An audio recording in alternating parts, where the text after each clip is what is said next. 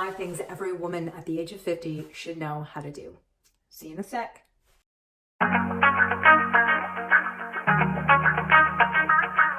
Hey y'all, welcome to the Badass Confident Mompreneur. Today is episode 3 of my new vlog. I'm so excited you're here checking it out. And look, we have so much to say. We have so much to say because we are 50.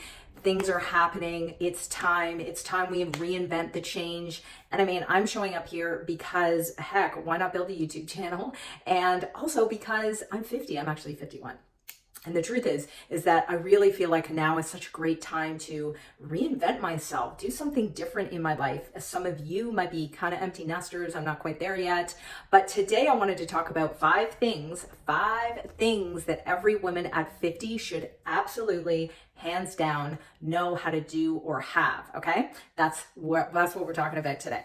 So, number 1, every woman should have unconditional belief in herself. Would you agree? I mean, unconditional is like your belief in yourself is not reliant on someone else's opinion. It's not reliant on what your husband thinks or what your kids think or what social media thinks. It's 100% unconditional. And how do you build self-belief? One great tip that I've learned over the last few years to build self-belief is to actually track your accomplishments. So actually writing down the things that you have done, seen, experienced in your life. Maybe you got an awesome job promotion. Maybe you started a business. Maybe you lost a ton of weight. Maybe you ran a marathon, okay? This is one of the best ways I know to actually build belief is stop in your busy day and actually track the things that you have done that are amazing, okay? That's number 1, to have unconditional self-belief in yourself. Okay. Number 2 is every woman at 50 should have an awesome morning routine. Okay. And I talked about this in episode 2 last week. And I actually gave away my miracle morning routine. Okay. And I'm going to pop it again in the comments. It's another great resource. But what is a morning routine? I mean, you probably hear this a lot. People talk about a morning routine. And so a morning routine, in case you don't have one, is a routine that you do in the morning. And it's a set of habits. It's a set of things. Okay. That doesn't involve being actively on your phone, by the way, but it's a set of things with the intention to set you up for your day, with the intention to raise your vibration for the day, with your intention to set your sail for the day, set your course of action for the day, decide how you want to be functioning in your day, how you want to show up in your day, right? It's so important. And I've only learned this in the last few years, gosh, to think where it could be in my life right now if I'd been doing an epic morning routine every single day from, my 20s. That would just be like mind blowing, right? So a morning routine is so critical. So definitely pick up my free guide. I've ticked off a few boxes in that. Certain things like oxygenation, okay? Breathing, really, really important because when you're sleeping, you've actually been almost shallow breathing for a really long time, right? One of the best things we want to do in the morning is fill up our lungs with oxygen. Hydration, hydrate, right? You want to drink lots of water. Maybe you got a routine about water and lemon or apple cider vinegar. That's also a great way to start your morning and just get things sort of kicked off, if you know what I mean. That's a really important part of it. Meditation, right? Spending some time out of the programming, spending some time with your higher self, journaling, writing stuff down. Did you know that people actually get a 40% increase in the realization of goals when they actually write them down? Tony Robbins talks about this a lot. There was a study done ages ago, but just get a journal, y'all. Get a journal and start writing stuff down, okay? So those are really important things, right? So 5 things that every woman at 50 should know how to do. Number 1 was unconditional belief in herself. Number 2, an absolutely rock solid epic morning routine. Number 3, and this is a really important one, and again, I didn't learn this until later in the game. Number 3, every woman at 50 should have her own source of income. Wouldn't you agree? I mean, and make it better and have a source of income that's residual. Why? Is because residual income is income that's going to pay you long after you've actually put the work in, right? And this is so important for when we get to that age and maybe we don't want to work anymore. Maybe we kind of want to retire, take a break, go on more vacations, do some other stuff. Wouldn't it be great if you had residual income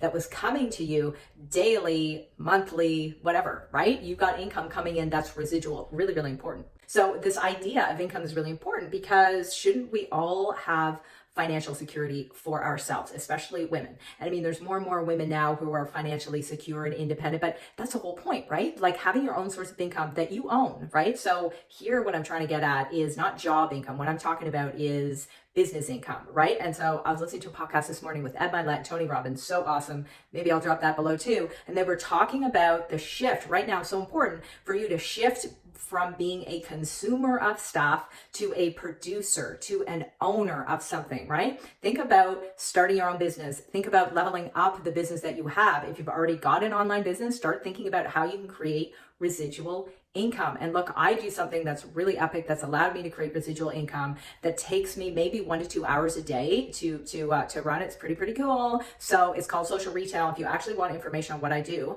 pop social retail below in the comments of this video, and I'll absolutely get you some information. So that's number 3.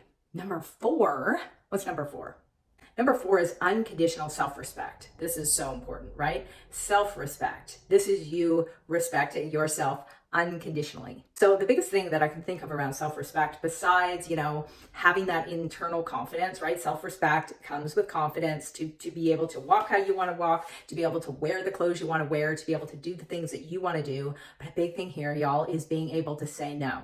Like just be able to say no. It's okay to say no. It's okay to say, no, you can't have my time, or no, that's not a priority for me, or no, I actually would rather hang out by myself reading a book than going out and doing something else, right? And so it's that understanding that you can say no and you can prioritize yourself, your needs, and what you want to do, right? That is unconditional self-respect. Okay, last one, number 5. Let's do a quick recap. So 5 things that every 50-year-old woman should know, should have. Number 1, we talked about unconditional belief in herself. Number 2, we talked about having an effective, epic, amazing, rock solid morning routine. Number 3, we talked about a system to build wealth, preferably residual income, you starting to own your own income source, your own business, going from being a consumer to a producer of something. Okay, that was number 4.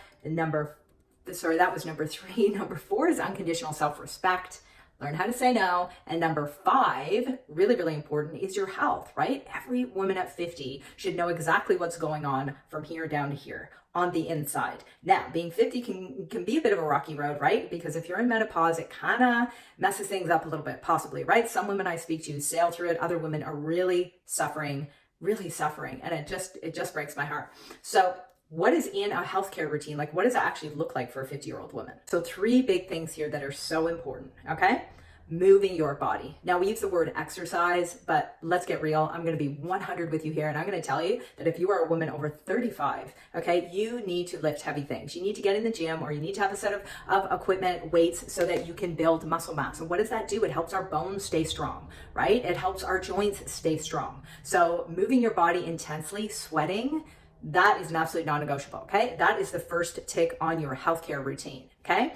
Number 2 is starting to realize that in menopause, like menopause does a lot of things, but one of the things that drop in estrogen will do is mess around with your gut, right? And so gut health becomes a huge deal. Now, like me, you might need to start rethinking your alcohol consumption, your sugar intake, your level of protein that you're taking in every day, because I'll tell you what, your gut is everything, right? Your gut is like the second brain. Your gut influences how you feel. It can influence your sleep. It influences your digestion. It's crazy. It's all kinds of stuff, okay? So I am going to share next week when I kick off this cool 3-part series I'm about to talk to you about. I'm going to share with you a couple of products I've been using that have made a huge difference to my gut health. And number 3, like the third part of this health routine, is doing things that are going to help you support your hormones, okay? And I heard a really cool thing, okay? So menopause is not, I was reading an article about menopause or the change or whatever.